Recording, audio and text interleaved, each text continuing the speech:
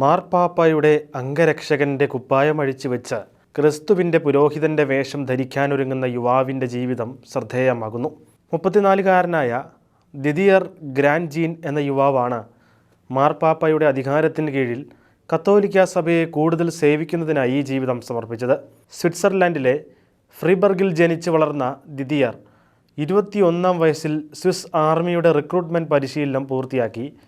2011 മുതൽ 2019 വരെ pontifical Swiss ഗാർഡിൽ സേവനമനുഷ്ഠിച്ചു.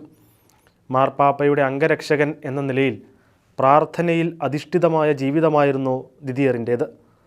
വത്തിക്കാനിലെത്തുന്ന തീർത്ഥാടകരുടെ ഇടപെടലുകളും പാപ്പായുമായുള്ള ബന്ധവും അദ്ദേഹത്തിൻ്റെ ജീവിതത്തിൽ വലിയ വഴിത്തിരിവുകളായിരുന്നു.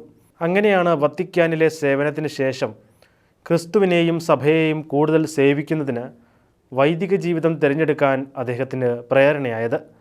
വീട്ടുകാർക്ക് ആദ്യമൊക്കെ അമ്പരപ്പായിരുന്നെങ്കിലും പിന്നീട് പൂർണ്ണ പിന്തുണയുമായി എല്ലാവരും ദിദിയറിൻ്റെ കൂടെ നിന്നു.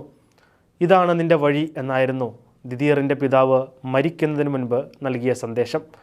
ഒരു സ്വിസ് ഗാർഡിൻ്റെയും പുരോഹിതൻ്റെയും സഭയെ ബന്ധിപ്പിക്കുന്ന സേവനത്തിൻ്റെ മൂല്യങ്ങളിൽ ഒന്നാണ് അച്ചടക്കവും സൗഹൃദവും. തൻ്റെ സേവന കാലയളവിൽ ഏറ്റവും അനുഭവമായി തീർന്നത് ഈ മൂല്യങ്ങളാണെന്ന് ദിദിയർ പറയുന്നു.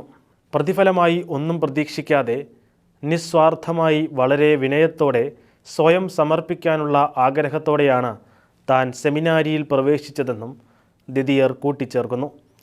സഭയും സഭയുടെ ശുശ്രൂഷകരും എപ്പോഴും ആളുകൾക്ക് സംലംഭ്യരായിരിക്കണമെന്നതാണ് സ്വിസ് ഗാർഡ് കോപ്സിൽ ഉണ്ടായിരുന്നപ്പോൾ തനിക്ക് മനസ്സിലായതെന്നും അത് കുറേ കൂടി മെച്ചപ്പെട്ട രീതിയിൽ നൽകാൻ പൗരോഹിത്യ ജീവിതത്തിലൂടെ സാധിക്കുമെന്നും ദിദിയർ പറയുന്നു.